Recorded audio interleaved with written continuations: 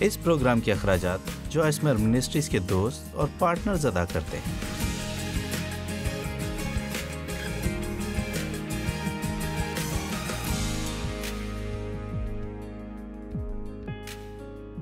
میں آج آپ کے ساتھ بات کروں گی الہی رہنمائی کے تعلق سے، یا خدا کی آواز سننا شاید یہ زیادہ تر کی جانے والی یا سر فہرست دعا نہیں جو ہم کرتے ہیں۔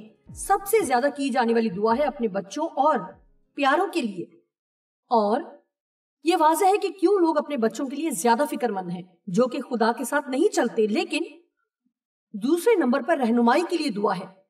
اس لیے بہت سے لوگوں کی ضرورت ہے اور جاننا چاہتے ہیں کہ انہیں کسی خاص حالات میں کیا کرنے کی ضرورت ہے۔ آپ میں سے کتنے اس وقت ایسی صورتحال سے دوچار ہیں کہ آپ کو واقعی خدا کی آواز سننے کی ضرورت ہے، کوئی فیصلہ کرنے کے لیے جو آپ کو کرنا ہوگا؟ ٹھیک ہے، میرا خیال ہے کہ سبھی کو ضرورت ہے۔ دیکھیں، ہم سب کو ہی ہر وقت اس کی ضرورت ہے۔ ہمیں صرف کبھی کبھی خدا کی آواز کی ضرورت نہیں ہے، ہمیں اپنی زندگی میں ہر روز پاک روح کی رہنمائی میں زندگی گزارنے اور چلنے کی ضرورت ہے جب تک ہم زندہ ہیں۔ لیکن اس سے پہلے کہ بات کا آغاز کروں کہ خدا کی آواز کیسے سنی جائے، میں تابعداری کے تعلق سے مختصر طور پر کچھ بات کروں گی، کیونکہ ہمیں خدا کی آواز سننے کا اس وقت تک کوئی فائدہ نہیں اگر آپ نے یہ فیصلہ نہیں کر لیا ہے کہ آپ وہ کریں گے جو خدا نے آپ کو کرنے کو کہا ہے۔ وہ آپ سے جو کچھ بھی کرنے کو کہے، اس کا یہ مطلب نہیں کہ آپ ہمیشہ اس بات کو پسند کریں گے جو وہ آپ سے کرنے کو کہے گا۔ اس لیے ہمیں تیار ہونے کی ضرورت ہے، کیونکہ میں ایسا لفظ استعمال کرنے لگی ہوں جسے کوئی پسند نہیں کرتا، جسمانی طور پر کچھ دکھ اٹھانا۔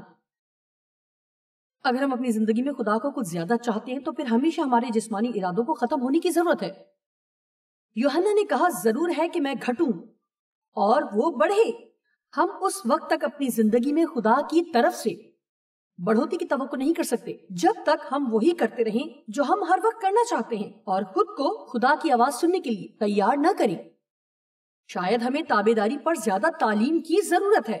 ہمارے اندر تڑپ ہونی چاہیے، خدا کی آواز سننے کی تڑپ، اور سنیے کہ وہ کیا کہہ رہا ہے اور وہ ہماری زندگی میں کیا کرنا چاہتا ہے، کیونکہ یہ ایک حقیقت ہے کہ خدا ہمیشہ درست ہوتا ہے۔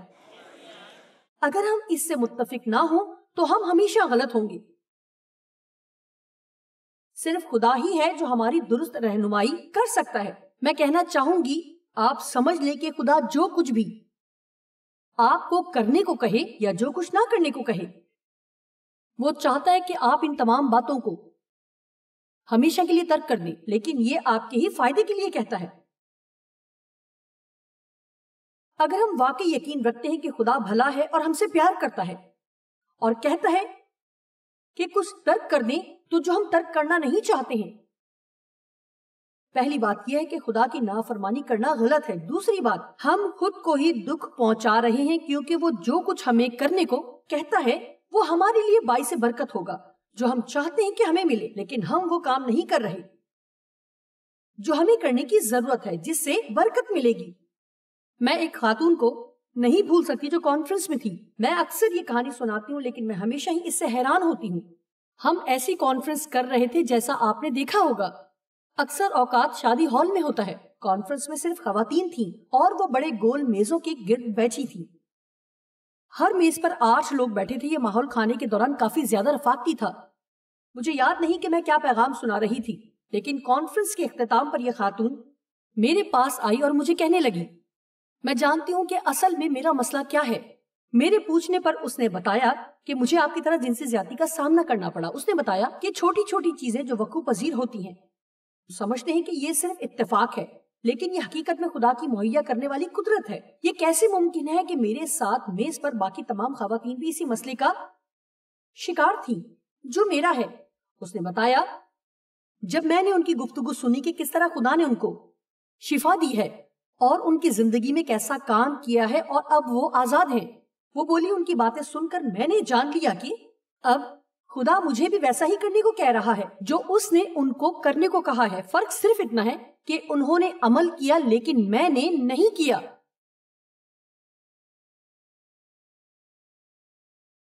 کچھ دیر اس پر غور کریں۔ اگر میں آپ سے کہوں کہ اس وقت، لیکن میں آپ کو ہاتھ ہلانے کے لیے نہیں کہوں گی، اگرچہ مجھے یہ کہنا چاہیے، اگر میں آپ سے کہوں کہ میرے کہنے سے پہلے ہی کتنے لوگ یہ بات جانتے ہیں کہ خدا نے آپ کو کچھ کرنے کو کہا ہے، اور جو کچھ خدا نے آپ کو کرنے سے منع کیا ہے، شاید کچھ عرصے پہلے، لیکن آپ نے ابھی تک ایسا نہیں کیا ہے. شاید یہاں کچھ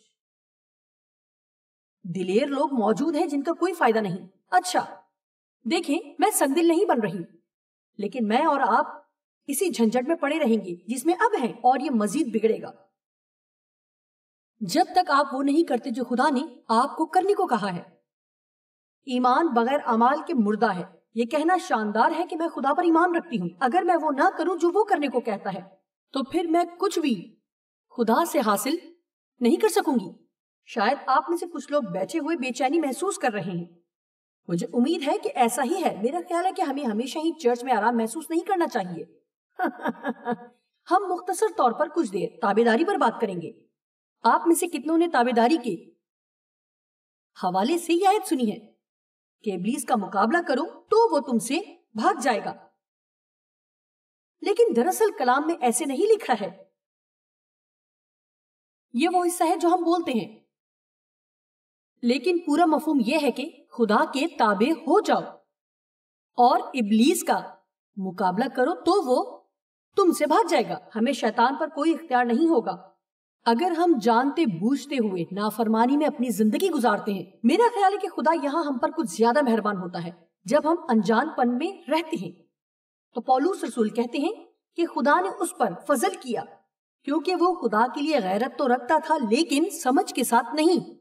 وہ مسیحیوں پر ظلم کرتا تھا لیکن وہ واقعی یہ سمجھتا تھا کہ وہ درست کام کر رہا ہے جب تک کہ خدا نے اس پر ظاہر نہ کیا. لیکن اس نے تبدیلی کے لیے جلد قدم اٹھایا. اس لیے اگر آپ واقعی سب کچھ نہیں جانتے کہ آپ کیا کچھ غلط کر رہے ہیں تو پھر خدا آپ کو زیادہ سے زیادہ فضل اور موقع دے گا. لیکن ہر مرتبہ جب آپ خدا کا کلام سنتے ہیں، چاہے ٹی وی پر دیکھتے ہوئے یا پیغام سنتے ہوئے یا بائبل پڑھتے ہوئے یا چرچ جاتے ہوئے، تو جان لیں کہ آپ صرف اچھا پیغام نہیں سنتے بلکہ آپ کو زیادہ ذمہ داری مل جاتی ہے.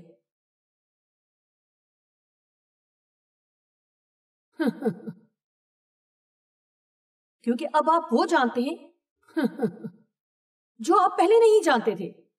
اس لیے اب بھی آپ وہی بے وقوفی کرتے رہے ہیں جو پہلے کرتے آئے ہیں، اس سے پہلے کہ آپ یہ جانتے کہ کیا صحیح ہے. لیکن اب آپ اس کے دوسرے رخ کا تجربہ کریں گے. خدا رحم دل ہے، وہ رحیم ہے. اکثر زیادہ رحم دل بات یہ ہوتی ہے کہ آپ کسی شخص کو مزید دکھ اور تکلیف اٹھانے سے روک دیں جس سے ان کو دکھ مل رہا ہے.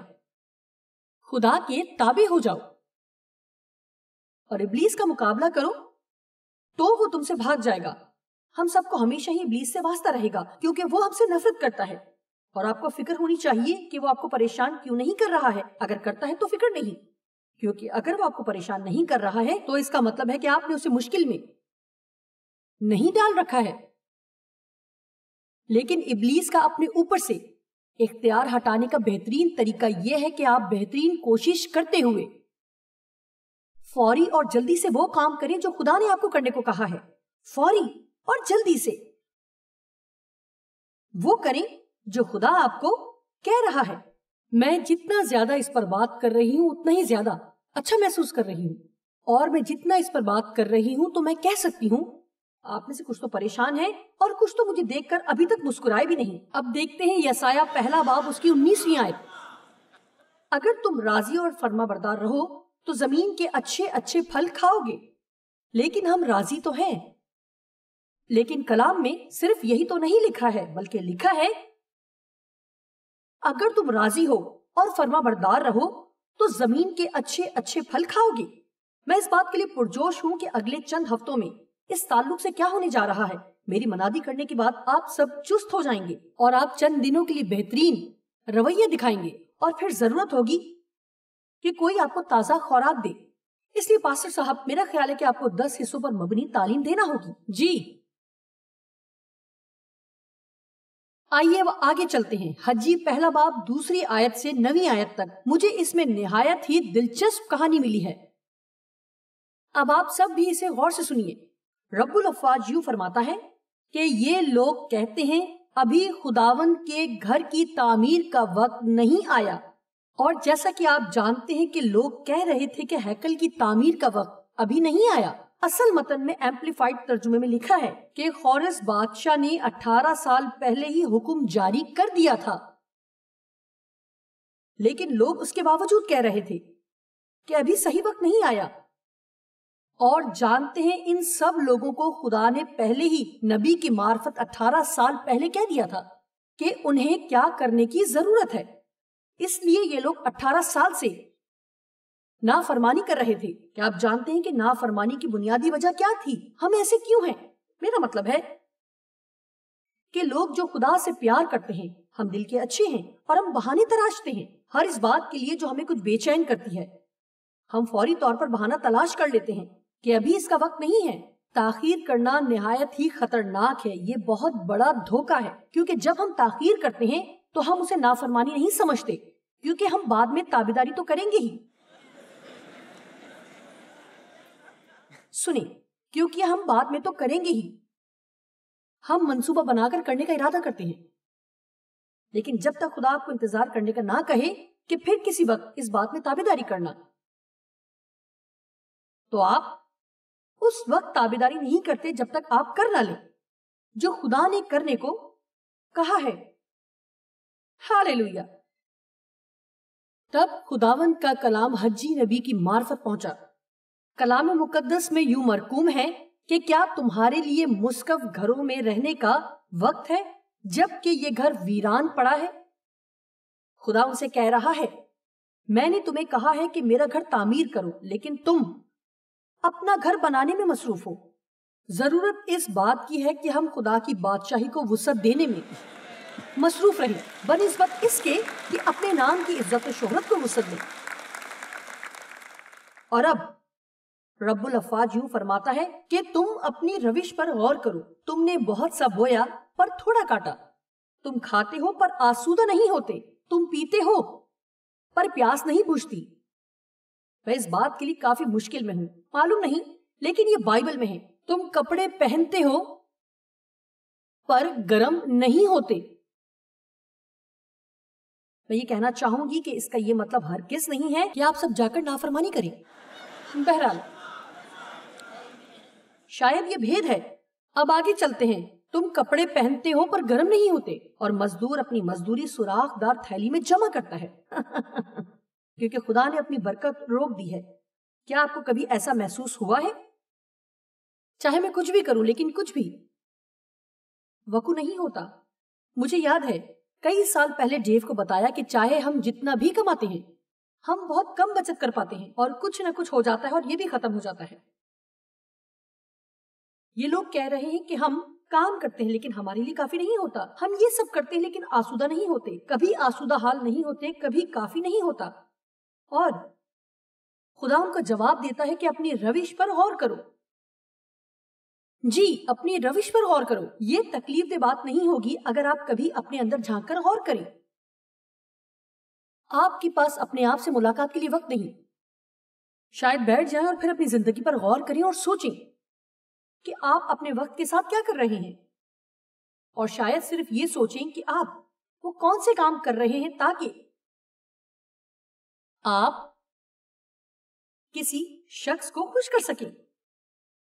لیکن آپ اپنے دل میں یہ سب جانتے ہیں کہ آپ کو یہ نہیں کرنا چاہیے، لیکن ان کو راضی رکھنے کے لیے آپ اپنا وقت ان کاموں میں ضائع کرتے ہیں جس میں مسا بھی محسوس نہیں کرتے ہیں۔ آپ پر خدا کا فضل بھی نہیں ہوتا، آپ وہ کام کرنا پسند بھی نہیں کرتے۔ اس طرح کا رویہ بھی خدا کی نافرمانی میں شمار ہوتا ہے۔ خدا نے ہم میں سے ہر ایک کے لیے ایک منزل مقرر کی ہے، اور میں یقین سے کہہ سکتی ہوں کہ اگر آپ اپنی منزل پانا چاہتے ہیں تو اس بات کی توقع رکھیں کہ آپ کو کچھ لوگوں کو ناراض کرنا پڑے گا۔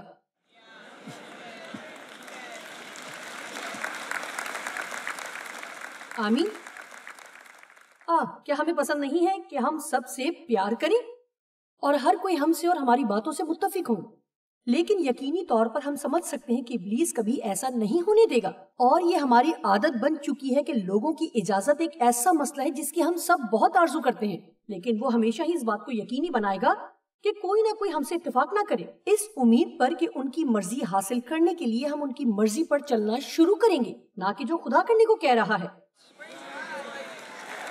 اس جگہ کسی کو یہ سننے کی ضرورت تھی آج کے دن۔ آمین۔ میں مختصر طور پر بتاؤں گی، جب خدا نے مجھے بلاوا دیا کہ تعلیم دینا شروع کروں، میں جن لوگوں کے درمیان رہتی تھی، عورتیں یہ کام نہیں کرتی تھی، میں جن لوگوں میں رہتی تھی وہ خدا کی آواز کو سننا نہیں جانتے تھے، لیکن جب پاسٹر کو بتایا کہ خدا نے مجھے کہا ہے کہ میں دنیا میں انجیل کی خوشخبری کی منادی کروں، تو قصہ مختصر مجھے کہا گیا کہ تم یہ کلیسیا چھوڑ دو۔ میں نے اپنے تمام دوست کھو دیے سوائے ایک یا دو کے۔ بہت سے خاندان ہمارے خلاف ہو گئے۔ میں بہت سادہ سے الفاظ میں کہوں گی کہ اگر آپ وہ کرنا چاہتے ہیں جو خدا چاہتا ہے کہ آپ کو کرنا ہے، آپ میں سے کتنے چاہیں گے کہ وہ بہترین زندگی حاصل کریں جو خدا نے آپ کے لیے رکھی ہے؟ کیا آپ واقعی چاہتے ہیں؟ ٹھیک ہے، تو پھر اس کے لیے آپ کو کچھ نہ کچھ قربانی دینا ہوگی، کچھ مشکل کام، کچھ مشکل فیصلے جو آپ کو لینا ہوں گے۔ جانتے ہیں، مجھے چند ہفتے پہلے یہ احساس ہوا، جب میں بتاؤں گی تو آپ سب ہنس پڑیں گے، لیکن میں نے اپنی بیٹی کو بتایا ہے۔ میں نے کہا، تمہیں پتا ہے میں نے فیصلہ کیا ہے، چونکہ میں کافی زیادہ آرام طلبی کی عادی ہو گئی ہوں۔ وہ بولی، ہاں ہم سب کو یہ بات بہت اچھے طریقے سے معلوم ہے۔ آپ جانتے ہیں کہ ہم اکثر اتنے سہل ہو جاتے ہیں کہ ہم نہ سردی برداشت کرتے ہیں نہ گرمی برداشت کرتے ہیں۔ اگر غلطی سے لفٹ خراب ہو جائے تو ہم غصے میں آ جاتے ہیں، اور پھر اگر برقی سیڑھیوں کی رفتار کم ہو، میرا مطلب ہے کہ نہایت افسوس کی بات ہے کہ ہم کن باتوں میں پھنس کر رہ گئے ہیں۔ اگر موازنہ کریں کہ پہلے لوگ کس طرح زندگی گزارتے تھے، ہمیں مضبوط ہونے کی ضرورت ہے، نہ کہ محض خواہش کرنے والے۔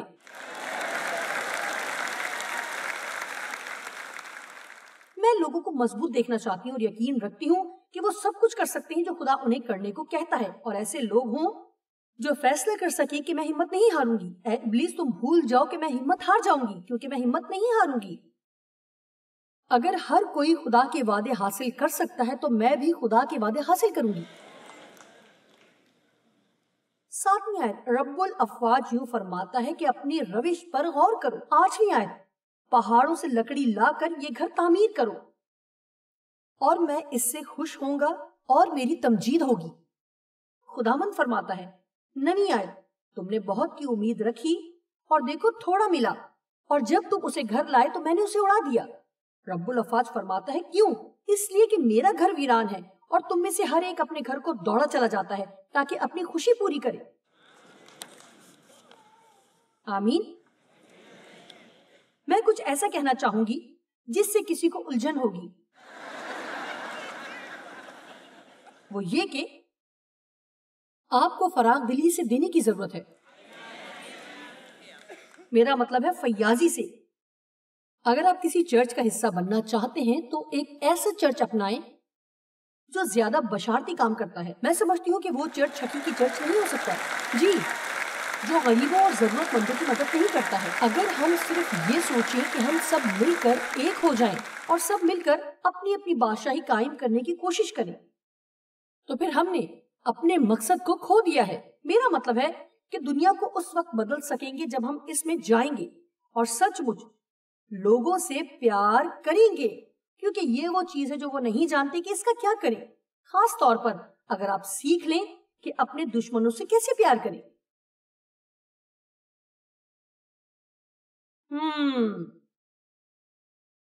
آپ نے دیکھا کہ میں نے کسی کو بہت زیادہ بے چین کر دیا ہے۔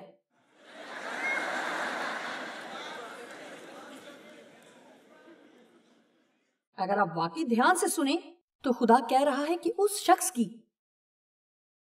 مدد کرو جو دفتر میں تمہارے ساتھ برا سلوک کرتا ہے، جس کی اب کوئی ضرورت ہے۔ اپنی زندگی پر غور کریں۔ دیکھیں، اپنی مسیحیت کو ایسے ہی ثابت کرنا ہوگا جو گاڑی پر آیت لکھنے اور گلے میں صلیب لٹکانے سے بڑھ کر ہے۔ اس کا مطلب ہے کہ آپ کو کچھ عمل کرنا ہوگا۔ کہ جو آپ کہتے ہیں کر کے دکھانا ہوگا. اگر آپ دنیا میں ایسی ہی زندگی بسر کریں تو ہمیں منادی کی ضرورت نہیں پڑے گی کہ لوگ ہم سے آ کر مسائل کا حل پوچھیں. عبرانیوں 5 کی 8ویں آیت. باوجود بیٹا ہونے کے وہ یسوع کے بارے میں بات کر رہا ہے جس نے باپ کی کبھی نافرمانی نہ کی. اس نے دکھ اٹھا کر فرما برداری سیکھی. یہ بات کافی دلچسپ لگتی ہے. یسوع نے کبھی نافرمانی نہ کی تھی جی، لیکن اس نے سیکھا کہ فرما بردار ہونے کا کیا مطلب ہے، اور وہ مشکل کام کیے جو خدا نے اسے کرنے کو کہے. دیکھیں، آپ اسے کبھی نہیں سیکھ سکتے کہ تابعداری کا اصل میں کیا مطلب ہے جب تک آپ صرف وہی کام کرتے رہیں گے جن سے آپ کو کوئی مسئلہ نہیں، یا آپ پسند کرتے ہیں یا جن سے لطف اٹھاتے ہیں. یہ نہ سوچیں کہ خدا آپ کو آزمائے گا.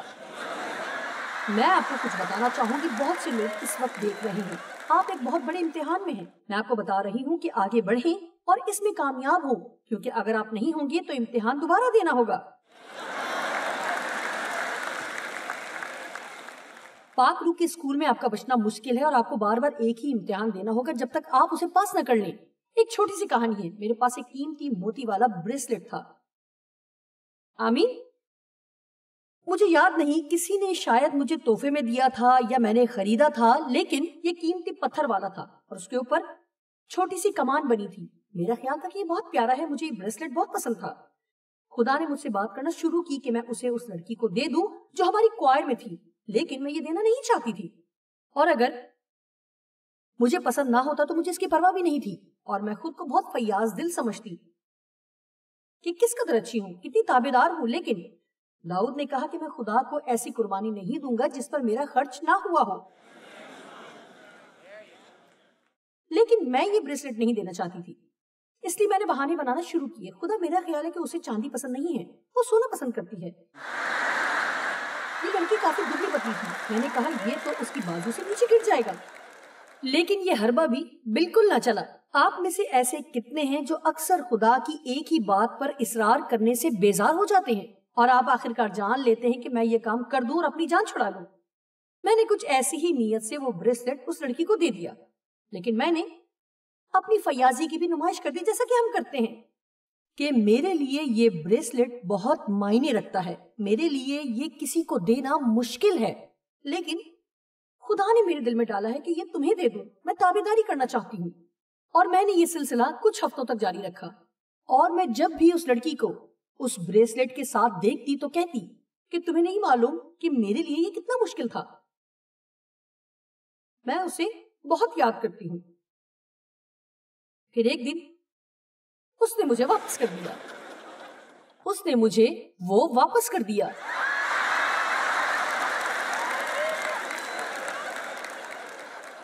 اور بولی کہ میں محسوس کر رہی ہوں کہ خدا مجھے کہہ رہا ہے کہ میں یہ واپس کر دوں.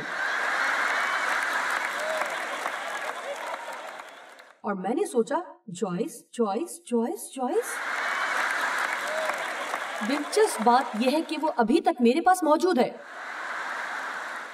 لیکن میں آپ کو یہ بتانا چاہتی ہوں کہ میں نے اسے اس کے بعد کبھی بھی نہیں پہنا ہے. اس واقعے کے بعد ایک مرتبہ بھی نہیں. کیا جانتے ہیں کہ خدا نے مجھے کیا سکھایا؟ یہی کہ جب وہ کسی چیز پر انگلی رکھ دے تو وہ آپ کی نہیں رہتی. اب سنیں، اگر آپ اسے پاس رکھتے ہیں تو آپ اس سے کبھی لطف نہیں اٹھا سکیں گے.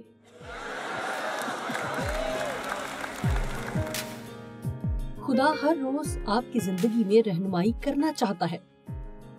میں تجویز کروں گی کہ یقین رکھنا شروع کریں کہ آپ خدا کی آواز سن سکتے ہیں اور وہ سب کچھ کرنے کے لیے تیار رہیں جو وہ کرنے کو کہتا ہے. خدا کی آواز کیسے سننا ہے، یہ ہم سب کو سیکھنے کی ضرورت ہے، اور یہ ہم مطالعے سے سیکھتے ہیں. اس کے علاوہ تجربے سے بھی سیکھتے ہیں.